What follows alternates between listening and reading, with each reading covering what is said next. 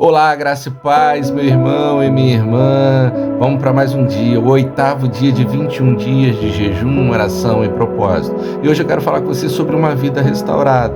Vamos meditar no texto de Marcos 5, de 1 a 20, que diz assim: Eles atravessaram o mar e foram para a região dos Gerazenos. Quando Jesus desembarcou, um homem com um espírito imundo veio dos sepulcros ao seu encontro.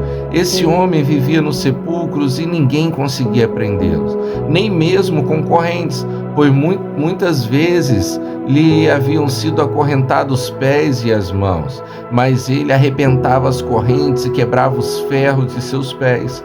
Ninguém era suficientemente forte para dominá-lo. Noite e dia, ele andava gritando e cortando-se com pedras entre os sepulcros e nas colinas. Quando ele viu Jesus de longe, correu, prostrou-se diante dele e gritou em alta voz: Que queres comigo, Jesus, Filho do Altíssimo? Rogo-te que não me atormentes. Pois Jesus tinha dito: Saia deste homem, espírito imundo. Jesus então lhe perguntou: Qual o seu nome? Meu nome é Legião, respondeu ele, porque somos muitos. E implorava Jesus com insistência que não os mandasse sair daquela região. Uma grande manada de porcos estava pastando numa colina próxima. Os demônios imploraram a Jesus: Manda-nos para os porcos, para que entremos neles. E ele lhe deu permissão, e o espírito imundo saíram e entraram nos porcos. A manada, de cerca de 2.000 porcos, atirou-se precipício abaixo em direção ao mar, e nele se afogou. Os que cuidavam dos porcos fugiram e contaram esses fatos na cidade e nos campos, e o povo foi ver o que havia acontecido. Quando se aproximaram de Jesus, viram ali um homem que fora preso da legião de demônios, assentado, vestido e em perfeito juízo. Ficaram com medo, e os que estavam presentes contaram ao povo o que acontecera ao endemoniado, e falaram também sobre os porcos. Então o povo começou a suplicar a Jesus que saísse do território deles. Quando Jesus estava entrando no barco, um homem que estivera demoniado suplicava que o lhe deixasse ir com ele. Jesus não permitiu, mas disse: Vai para casa, para sua família, e lhe anuncie quanto o Senhor fez com você e como teve misericórdia de você. Então aquele homem se foi e começou a anunciar em Decápolis o quanto Jesus tinha feito por ele. Todos ficaram admirados. Meu irmão, esse é um texto muito conhecido e, minha irmã, talvez você já conheça. E você já percebeu, ou melhor, passou por situações nas quais existem pessoas que são indesejadas? Ninguém as quer por perto, nem mesmo dá atenção, porque essas pessoas, para muitos, causam constrangimento, algum tipo de incômodo ou até ameaça. Já se perguntou ou já se pegou desejando nunca mais ver alguém porque essa pessoa causa inquietação? Eram esses os sentimentos que a população lá de Gadara tinha. Eram esses os sentimentos que aquele povo, o gadareno, nutria por aquele homem que vivia nos sepulcros. Ninguém queria por perto. O mal degradava a sua moral, o seu corpo, acabava com a sua pessoa. Ele provavelmente era considerado aquela pessoa que não tem mais jeito, um caso perdido, que o melhor seria mantê-lo distante e, se possível, até mesmo preso. A Bíblia nos relata uma linda história de restauração de um homem quando ele se encontrou com Jesus. E o que aprendemos desse relato bíblico? Primeiro, Deus sempre toma a iniciativa de ir ao encontro dos perdidos. Isso é fantástico. A ida de Jesus até aquele lugar foi proposital. Jesus, ele sempre foi intencional. Ele sabia que existia lá um homem cativo e foi ao encontro dele. Afinal de contas, Jesus veio para libertar os cativos, Vemos na Bíblia o tempo todo o Senhor indo ao encontro daquele que se perdeu. Foi assim com Adão no Éden, foi assim com Caim quando matou seu irmão Abel, foi assim com Zaqueu quando Jesus afirmava que veio buscar e salvar o perdido. O Senhor se importa conosco, Ele nos viu como ovelhas sem pastores e veio para se tornar o grande pastor de ovelhas. O segundo ponto que eu vejo aqui, que existe uma luta envolvendo a vida de cada pessoa. A caminho de Gadara, Jesus e os discípulos enfrentaram uma violenta tempestade para atravessar o lago e chegar até aquela região. Os discípulos estavam aterrorizados enquanto Jesus dormia. Jesus, após ser acordado por eles, repreendeu o vento e o mar, ordenando que eles se aquietassem, e só assim puderam chegar ao outro lado. Sabe, meu irmão e minha irmã, algumas situações como essa descrita acontecem porque há uma luta pela vida das pessoas. Todos nós somos cientes de que enfrentamos obstáculos, problemas, pois o inimigo tenta nos impedir de ter um encontro com Jesus. Lucas 22:31 vai dizer que certa vez Jesus disse a Pedro: Satanás vos reclamou para vos peneirar como trigo. Nosso adversário queria ferir Pedro e os discípulos, assim como a nós também, mas Jesus rogou por ele. Glória a Deus, meu irmão e minha irmã, porque Deus está atento às nossas vidas. Um outro ponto é que o inimigo ele quer destruir vidas.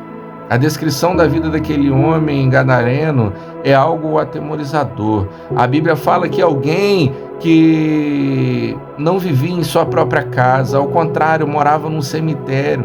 Ele era preso com correntes e muitas vezes eram partidas por ele. Ninguém podia dominá-lo. Além disso, ele gritava muito e se cortava com pedras. Que coisa terrível, meu irmão. O texto deixa evidente que a causa do estado daquele homem se devia a uma ação demoníaca. Ele era possuído por uma legião de demônios. Uma legião romana, ela era composta por 6.000 soldados. Lembremos, Jesus disse que o diabo é um homicida. Lastimável essa contestação, meu irmão e minha irmã. Aquele homem perdeu totalmente a sua identidade. Ele não fora criado para viver assim. Talvez você esteja numa situação como a daquele homem, mas você percebe algo que o prende. Você percebe algo que o amarra, o leva para onde você não deseja. A sensação que você tem é que algo suga suas forças, sua energia, empurrando para longe da sua casa, da sua família, dos seus amigos. Deixe-me dizer algo para você. Só Jesus pode te libertar. É Ele que pode fazer isso. Uma outra coisa que nós observamos aqui nesse texto, que só Jesus pode nos libertar das trevas. Para aquela cidade, aquele homem ele era um caso perdido. Não havia mais esperança para ele. Ninguém queria, nem ao menos conviver com ele, nem conversar com ele, nem estar perto dele. O melhor era acorrentá-lo. A falta de amor ao próximo fica muito evidente naquela cidade. Razão pela qual os espíritos malignos não queriam ser expulso para outro país, ser levado para outro lugar. Mas Jesus ele teve compaixão daquele homem. A palavra diz: para isso o Filho de Deus se manifestou, para destruir as obras do diabo. Jesus pode, creia nisso. Jesus tem poder. Veja o que aconteceu em uma das viagens missionárias de Paulo. Alguns judeus tentaram expulsar demônios sem compromisso com Jesus e foram totalmente derrotados.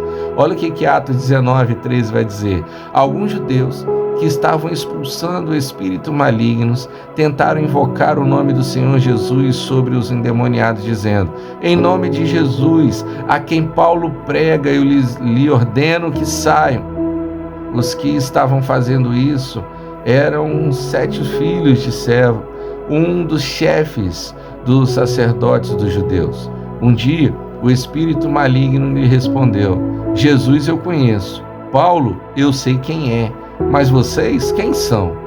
Então o endemoniado saltou sobre eles e o dominou, espancando-os com tamanha violência que eles fugiram da casa nus e feridos. Quando aconteceu com Paulo, o resultado foi completamente diferente.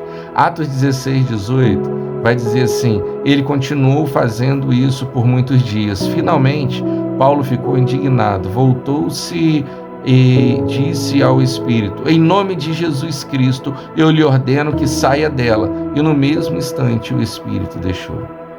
Pedro, quando vai pregar aos gentios, declara a essência do ministério de Jesus, que está lá escrito em Atos 10. Como Deus ungiu a Jesus de Nazaré com o Espírito Santo e poder, e como ele andou por toda parte fazendo bem e curando todos os oprimidos pelo diabo, porque Deus estava com ele. Jesus, meu irmão e minha irmã, deseja. Jesus, ele quer, e só ele pode libertá-lo. Os demônios, ao vê-lo, se prostram e reconhecem que nele tem toda a autoridade e todo o poder. E a última coisa que eu quero observar contigo nesse texto é a obra de Jesus, porque a obra de Jesus, ela é completa. A obra de restauração do Senhor Jesus é completa. Ele não faz recalchutagem nem apenas uma melhoria, pelo contrário, ele faz tudo novo. De acordo com o relato bíblico, depois de liberto por Jesus, aquele homem estava sentado. Agora ele tinha paz, podia sentar e conversar. Não precisava andar de um lado para o outro atormentado.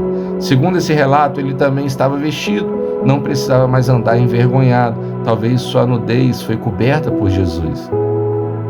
Também relata que ele estava em perfeito juízo. Não era mais um louco. Tornou-se uma pessoa sensata, equilibrada e podia conviver com os outros.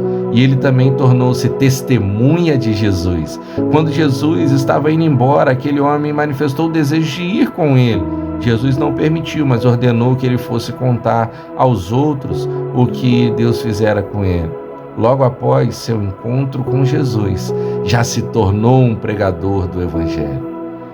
E eu concluo aqui dizendo que aquele homem, considerado um caso perdido por todos aqueles naquela cidade, foi completamente restaurado por Jesus. Tornou-se testemunha de Jesus naquela região de Decápolis. E quanto a nós, já tivemos um encontro com Jesus? Já fomos transformados por Ele? Se a sua resposta é não, converta-se ao Senhor e seja livre, como aquele homem foi. E todos nós, que já experimentamos o poder restaurador de Jesus em nós, vamos contar aquilo que o Senhor fez por nós. Todos nós temos uma linda história para contar. Deus te abençoe, meu irmão e minha irmã.